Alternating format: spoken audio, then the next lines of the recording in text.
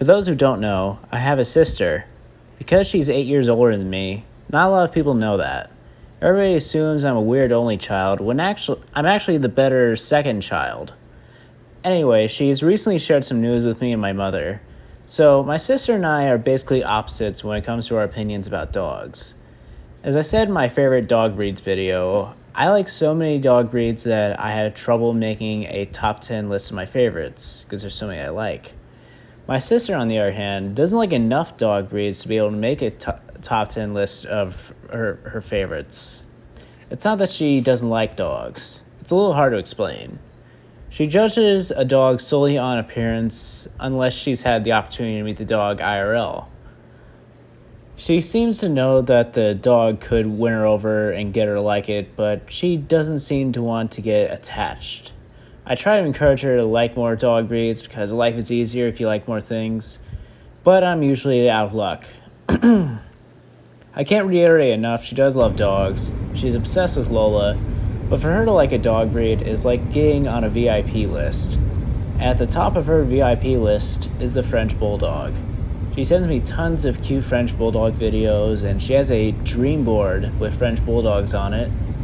She also has French Bulldog salt and pepper shakers, cookie cutters, and a garden statue.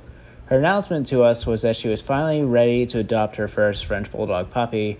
So today I wanted to discuss the French Bulldog's history, temperament, care, etc.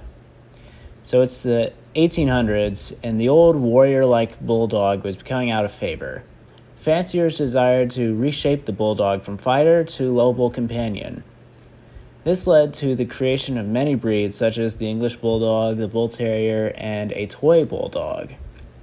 The toy Bulldog became popular in cities like Nottingham, and especially with English lacemakers.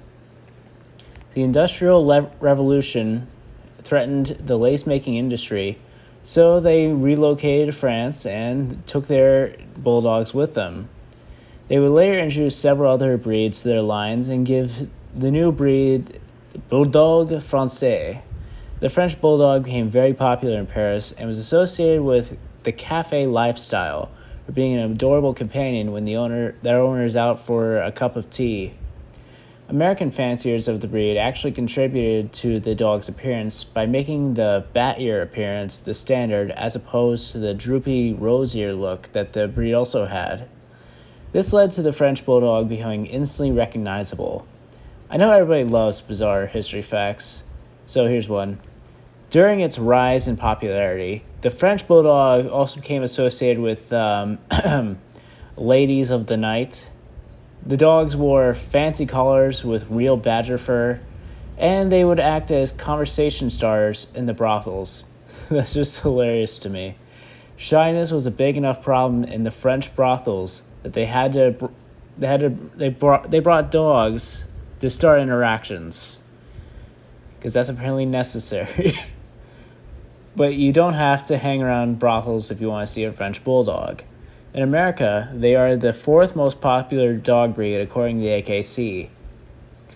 Some celebrity owners are Mary-Kate Olsen, Martha Stewart, the late Carrie Fisher, and as many of you know, Lady Gaga had her Frenchie's kid dog napped a few years back. They're so popular that because they are very chill companions that's great with families, and they have low exercise needs. They're very compact, but not too small like a toy dog breed. They're alert watchdogs without being too yappy. Unfortunately, in the dog world, popularity comes at a price. The more popular the dog breed, the more backyard breeders introduce unhealthy lines to the breed. In the Frenchie's case, there's a rampant problem with people producing rare coat colors such as Merle without any concern for the dog's health or temperament. They charge ridiculously high prices for these unhealthy dogs. I once saw one rare colored Frenchie for sale that cost $16,000. You could buy a fairly new car for that price. The accepted colors for the French Bulldog are brindle, fawn, cream, white, and piebald. Any other color is a fad and probably should be avoided. My sister is fully conscious of this issue and she's looking for a good breeder. So a lot of my followers on Instagram usually own large, powerful breeds and have some strong opinions about the French Bulldog. It's no secret that their bodies have some serious flaws. They have a lot of breathing issues and shouldn't be kept in the heat or the cold. Their rear ends are tight and they need to be both artificially inseminated and usually need to give birth through a C-section. They're also a breed prone to having cleft palates. But every breed has its problems, and every dog has a person or family that they perfectly match with. If it's not a match for you, that's fine. Keep your complaints to yourself. The French Bulldog is probably the perfect match for my sister. They aren't at all hyper, which is great because this is Jana's first dog that she's owned as an adult. She has owned cats for years, so the companionable lapdog that is the Frenchie wouldn't be too much of a stretch. I'm also creating a guide for her that will help her raise a puppy based off of the things that I've learned from raising Guy and also what I've learned in school, and it also contains specific information to French Bulldogs. I will encourage her to get more books and watch educational videos about raising puppies because nothing is truly all-encompassing. There are many ways to raise dogs. Jana will ultimately raise the puppy how she feels most comfortable.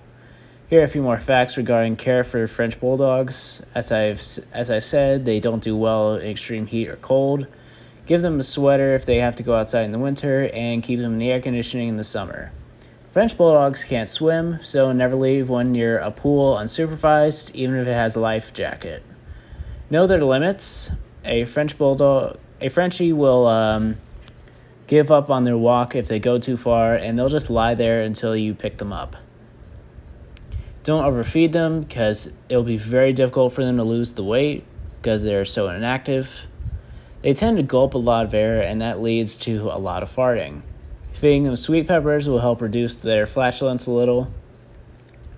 So in my next video, I'll be talking about fireworks and dogs.